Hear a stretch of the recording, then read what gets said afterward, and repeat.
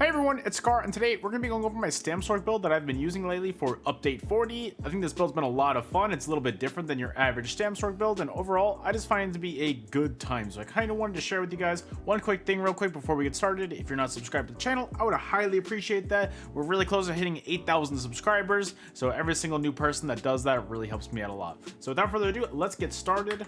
This is going to be our superstar add-on for this. We're going to be an Orc on our StamSorc. Orc I really like lately. It gives you a bunch of extra weapon damage. It gives you some nice healing when you're doing damage. And overall, I just think it's been a really solid Stam class lately.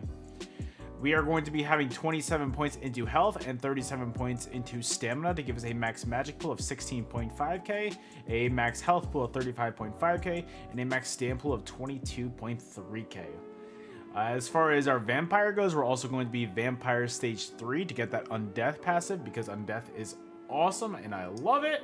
And then also we're going to be using the warrior as our Mundus stone to get our weapon damage as high as possible. So to start off, let's look at our monster set. We're going to be using Geral's as our monster set. Geral's basically just gives your enemy a bunch of healing reduction, and it makes it so that it's really hard for them to heal. So the one piece is weapon and spell damage, and the two piece is dealing damage applies a stack of malady to your enemy, reducing their healing taken by 1% for 5 seconds up to 35 stacks. And you can apply a stack once every 0.5 seconds. So basically, just doing damage to your enemy makes sure that in the long run that they can't heal that much. So if they get a 35% healing reduction on them, and overall that is doing insane amounts of healing reduction, and you get the same thing back on you but up to 15%. But overall, I really don't feel it that much on a StamSorc because you've got a lot of different sources of heals on this, and I really didn't feel like it was debuffing me in the slightest. And overall, the longer you're in a fight with somebody, if you catch somebody in a one-on-one situation, the longer that fight goes on, the better chances you are at winning it, because honestly, they just won't be able to heal. So we're using a heavy reinforced helmet for that and a medium well-fitted shoulder. Our chest piece is going to be a heavy Cuirass of Kind Marcher's Cruelty in reinforced. I've been using Kind Marchers a little bit more lately. I kind of put it in retirement for a while because, I don't know, I just wasn't using it. And then I saw React is bringing it back out, so I was like, you know what? Let's see what all the hype is about. And bringing it back out of retirement, it's actually really solid, and I like it a lot. It's not my favorite set in the game, but for this build, it's been absolutely insane, and I really like it. So Kind Marchers is going to be our front bar set. It's going to give you a line of max health, stam recovery, armor, and when you deal direct damage, you're going to apply 1 of 5 random major debuffs to your enemies within 8 meters of you for 18 seconds, and that could be either major breach, major cowardice, major defile, major maim, or major vulnerability. So basically, your enemies are going to be getting hit hard after you apply this, and that's awesome. We're also going to be using medium Hands of the Trainee in well fitted. And then our sash is going to be Rallying Cry, so this is going to be our back bar set. We're going to be using a Light Divine's Waste, so this is going to be giving you a line of crit chance, max magic, another line of crit chance, and while Battle Spirit is active, so that means when you're either in Citadel, Battlegrounds, a duel, or Imperial City, if you critically heal yourself or an ally, you're going to be gaining 300 weapon and spell damage, and on top of that, 1,650 critical resistance for 20 seconds. So it's really good for your critical resistance because there's a lot of people that are Nightblades out there and building into crit, and overall, it's just great for your defense, your offense. It does a lot of different things for your build. And then you're also going to be using heavy Kind Marcher's legs in reinforced as well, and also light Rallying Cry shoes in divines as well. Our mythic on this is going to be Death Dealer's Fate in the infused trait with an increased weapon spell damage enchantment on it. I really like Death Dealers on this build because honestly, your health just gets so high, and your stam gets so high, your magic gets so high, and it just really helps your overall sustain. It gives you a little bit of tankiness too because you get more stats. If you want to be able to survive a little bit more, I guess you could do a Pale Order and you'd be getting a lot more heals, but I really didn't feel like the healing was struggling at all. But overall, I think Death Dealers is the best way to go. We're also using a Ring of Kind Marcher's Cruelty in the infused trait with a weapon spell damage enchantment on it, and an infused Rallying Cry necklace with a weapon spell damage enchantment on it. And then our front bar weapons are going to be Mace of Kind Marcher's Cruelty in Nirnhoned with a shock damage enchantment on it, and our offhand is going to be Mace of Kind Marcher's Cruelty sharpened with a poison damage enchantment on it. And then finally, our back bar is going to be a Rallying Cry Ice Staff defending with an increased weapon spell damage enchantment on it. I'm going to go over the skills in a second. I'm just going to bring up a larger screen for that. So first, we're going to go over our champion points. So our blue trees is going to be Wrathful Strikes, Master at Arms, Untamed Aggression, and Ironclad. Our red slottables are going to be Pain's Refuge, Bastion. Why the hell do I have Bastion on here? Damn! Dude, I've been playing a build that's been terrible for the longest time. Whoa, whoa, whoa, whoa, whoa. This build could be even better. What am I doing? Why is Bastion on here? Whoa, whoa, whoa, whoa, whoa, whoa. Pain's Refuge, Survival Instincts, and so I've got Celerity. Do I have...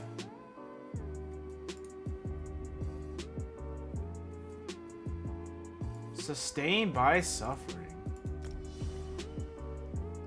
I'm astounded at myself. That's crazy. All right, I'm sorry. So actual blue slottables. So I've been playing with a build that's not even best in slot because I didn't even have the proper champion points in. So basically, I'm gonna go over this a little bit more. Sorry. Blue slottables, Wrathful Strikes, Master at Arms, Ironclad, and Untamed Aggression. Our red tree is going to be Pain's Refuge, Sustained by Suffering, Survival Instincts, and Celerity. And our green tree, what we really care about is Breakfall, Rationer, and Liquid Efficiency. So I wanted to go over the skills in this because honestly, it's just a lot easier to look at. So we're going to be using Blood Craze as our main spammable. This is going to give you some healing back from doing damage too. And honestly, it's just good to have sustained damage on your enemies because that's going to be proccing your Gerals every 0.5 seconds basically as well. We're also going to be using Camouflage Hunter because that's going to give us a source of major prophecy and savagery, increasing our weapon spell critical by 2,600 as well. Crystal Weapon, if you weave this together with Blood Craze, it's going to do a lot of damage to your enemies. On top of that, it's going to reduce your enemy's armor by 1,000 for 5 seconds as well. So you're just reducing their armor as much as possible. Also, I'm using Ball of Lightning on this because honestly, I've been going basically 100% into offense on this build, and having this is a great source of defense. It really saves me a lot of situations because a lot of ranged enemies can't hit me right away because of that, and it is just a great situation to have. I really like having Ball of Lightning instead of Streak on this build. They're both really good morphs, and you're not wrong whichever way you go. I just prefer doing this one on this build. And then also Bound Ornament. This is going to be many different abilities in one kind of ability. If you get all 4 stacks after light attacking or heavy attacking 4 times, you're going to get 4 different knives that you could shoot at your enemy, and they will do 3,400 physical damage every 0.3 seconds. And on top of that, just by having Bound Ornament slotted, you're going to have your max stam increased by 8%, and that's going to be on both bars as well. So that's huge for your overall stam sustain as well.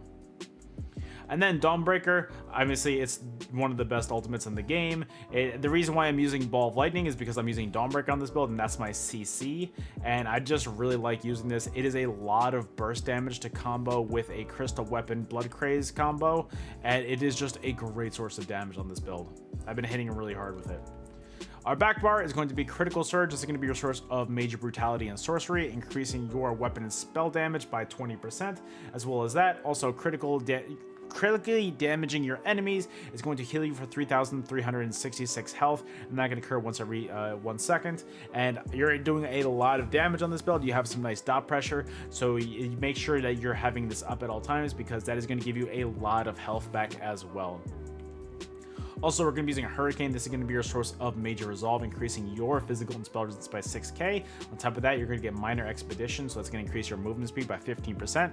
And then also, you're going to have a nice little AoE around you, and it doesn't do the most amount of damage, but at the end of the day, it is damage and it can crit, so that will also be another factor to potentially crit every 1 second, and make sure you're healing from Crit Surge as well.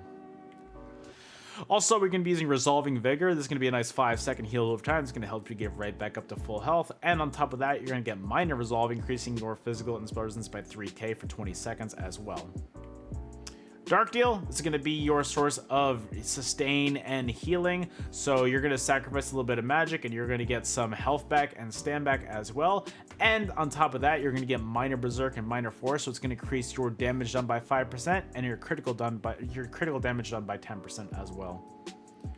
And And then Haunting Curse, if you apply this right before you start up your combo, it'll apply 3.5 seconds later.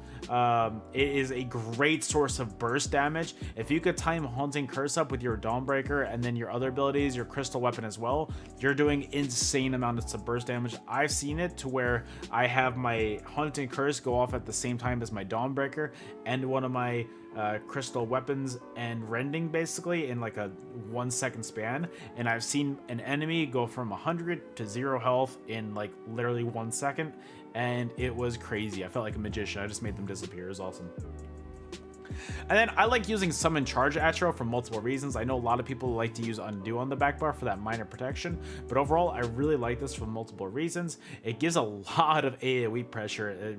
People really sleep on the damage a lot of the time, and on top of that, it gives you something to kite around if you're in an open field. I've had it so that this ability saves me because people start targeting this instead by accident, and it gives me an extra second or two to kind of get away.